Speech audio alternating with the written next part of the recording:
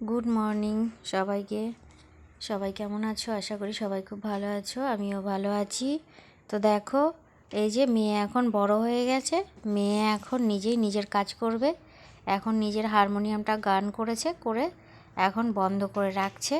তারপরে দেখো আমি এই যে ঘর গুছিয়ে নিচ্ছি, সকাল সকাল বিছানাপত্র গুছিয়ে সকালের বাসি কাজকর্ম সব কমপ্লিট করব। তারপরে রান্নাবান্নার দিকে যাব। আজকে দুর্দান্ত মানে স্বাদের, মানে আমার আমার প্রিয় খাবার রান্না করব, সেটাও তোমাদের সঙ্গে একটু করে শেয়ার করব। আর আজকে দিনে মেয়ের জন্মদিন, তো জন্মদিনটা আমি যেহেতু পায়েস নাকি রান্না করতে নেই, আমার শাশুড়ি মা বলেছে, তো সেই হিসাবে আমার শাশুড়ি মাই সব কিছু করবে ওই বাড়িতে। জন্মদিনের কেকটাও ওই বাড়িতেই কাটা হবে।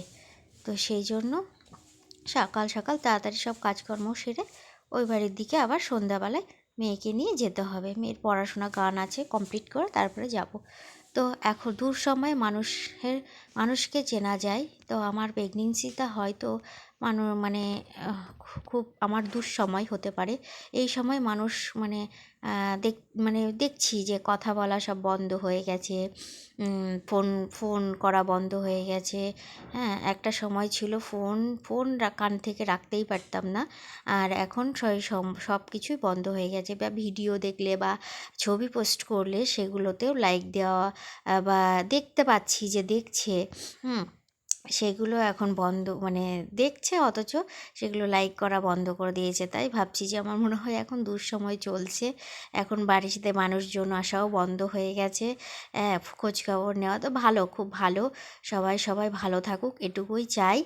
তো যাই হোক, মানুষ মানে বুঝতে কখন এই দূর সময়টা কেটে গেলে তখন মনে পড়ে যে মানে এই দিনগুলো কি ছিল।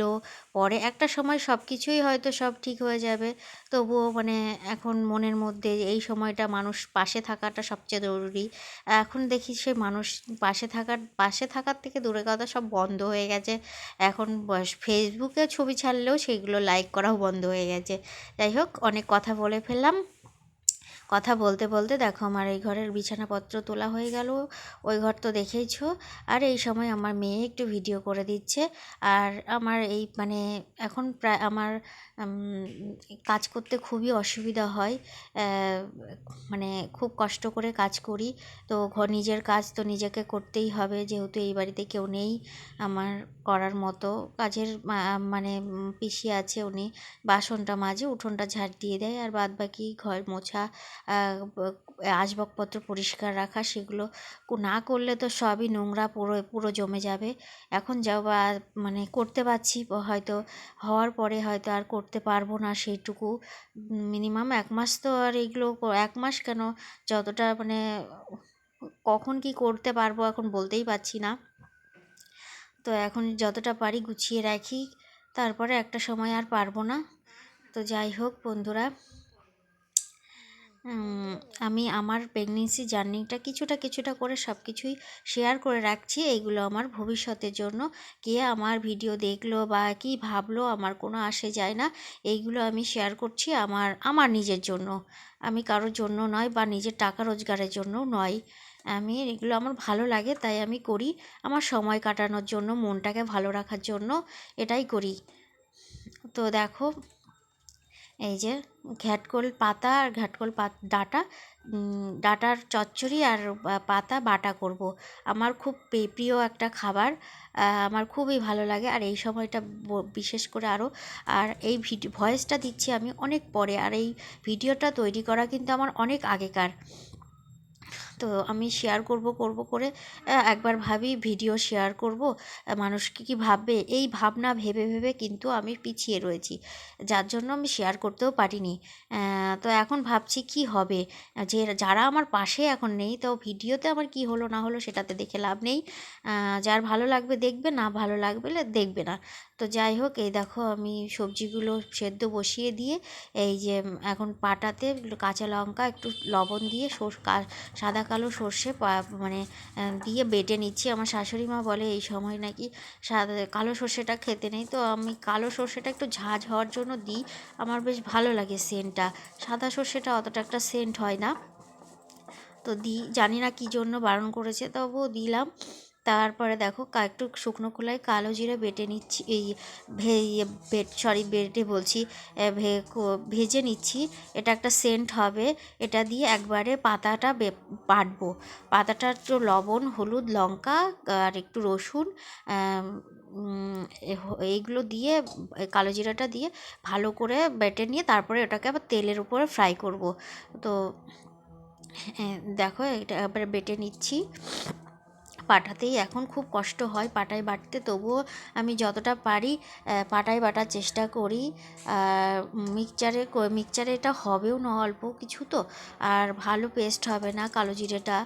সর্ষে টর্ষেগুলো মিক্সচারে ভালো পেস্ট হয় না বলে আমি বেশিরভাগটাই পাটাই বেটে করি। আর পাটার স্বাদটা তো আলাদাই হয়, জানোই তো। এই দেখো আমি এখন ওই ডাঁটাটা করব, তার জন্য তেল গরম করে কড়াইয়ে একটু কালো জিরে ফোড়ন দিয়ে এবার এগুলো সব আস্তে আস্তে সব সবজিগুলো ভেজে নেব। আলু, পটল, বেগুন, আর একটা কী যেন ছিল সেটা মনে নেই এখন ভয়েসটা দেওয়ার সময়। যথাসম্ভব হয়তো কাঁঠালের বীজটা, আটি বাটি এইগুলো ছিল। যাই হোক, এটা অনেক দিনের ভিডিও তো বলছি না, আপলোড করতে ভালো লাগে না। একবার ভাবি মনটাকে পিছিয়ে নিই, ভিডিও করব না, আবার ভাবি যে কেন করব না।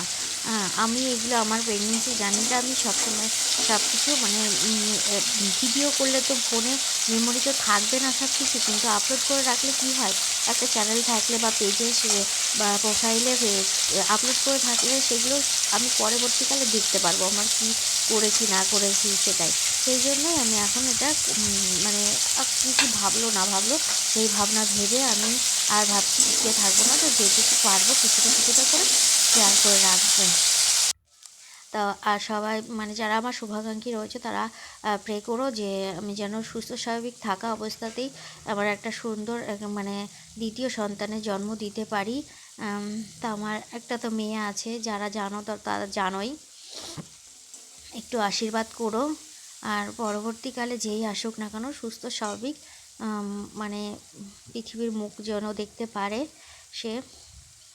তো আমার এখন কথা বলতেও খুব কষ্ট হয়, চলাফেরা করতে আমি একটু মানে নিজে মানে ভারী হয়ে গেছি প্রচণ্ড। আর মেয়ের বেলাতে অত কষ্ট হয়নি, কিন্তু এখন খুব কষ্ট হয়। আর মনের দিক থেকেও তো অনেকটা পিছিয়ে আছি। বলছি না এখন এখন এমন একটা পরিস্থিতি আমার, সবাই আমার পাশ থেকে যেন সরে যাচ্ছে,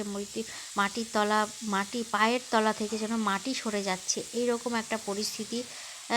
জানি না কি অপরাধ করে ফেলেছি সবার কাছে। যাই হোক, অনেক বকবক করে ফেললাম। তো দেখো তার মধ্যে সব সবজিগুলো ভেজে নিয়ে এবার ওই লঙ্কা, সর্ষে টর্ষে দিয়ে যেগুলো পেস্ট করে পাটায় বেটেছিলাম সেটা দিয়ে এবার একটু ভালো করে নাড়াচাড়া করে, এটা ভাজা অবস্থাতেও খাওয়া যায় পেঁয়াজ দিয়ে, আবার এটা এরকমভাবেও খাওয়া যায়, কিন্তু ভালো করে কষাতে হবে বলতে ভাজা করতে হবে, নাহলে রসটা থাকলে পরে গাল চুলকাবে। আর একটু চিনি দিয়ে দিলাম, টক মানে ঝাল নুন সমতা বজায় রাখার জন্য একটু সামান্য একটু চিনি দিয়ে দিলাম। দিয়ে এবারে এবার পাতাটা করব, পাতা তেল দিয়ে শুধু একটু ফ্রাই করতে হবে, আর কিচ্ছু করতে হবে না, যা কিছু করার তো সব করেই নিয়েছি পাটাতে। দেখো আমার রেডি হয়ে গেছে, এবারে খাওয়ার পালা। গরম গরম আর গরম ভাতে দারুণ লাগবে, অসাধারণ। কারা কারা খেতে ভালোবাসো অবশ্যই কিন্তু কমেন্ট করে জানিও। আর এই দেখো আমার মেয়ের বললাম না জন্মদিনটা পালন করব ওই বাড়িতে, এই যে আমার দেওরের ঘরে জন্মদিনটা পালন করছি। এখানে আমার বাবা মানে মা এসেছিলো আর আমার বৌদি এসেছিলো, আর এদিকে আমার কর্তামশাই কেকটা সাজাতেও পারছে না, 10টাকে দেখো কোথায় কোথায় দিচ্ছে। মেয়ে 10 বছর পূর্ণ হলো। আর এই যে আমার জায়ের মেয়ে ছিল, ভাসুরের মেয়ে, আর আমার কাকিসা সবাই ছিল, সবার ভিডিও করেছিলাম, কিন্তু দেখছি এখন মানে সেটা নেই। তো ঠিক আছে, সবাই ভালো থেকো, সুস্থ থেকো। আজকের ভিডিও আমি এখানে শেষ করছি। Tata, by.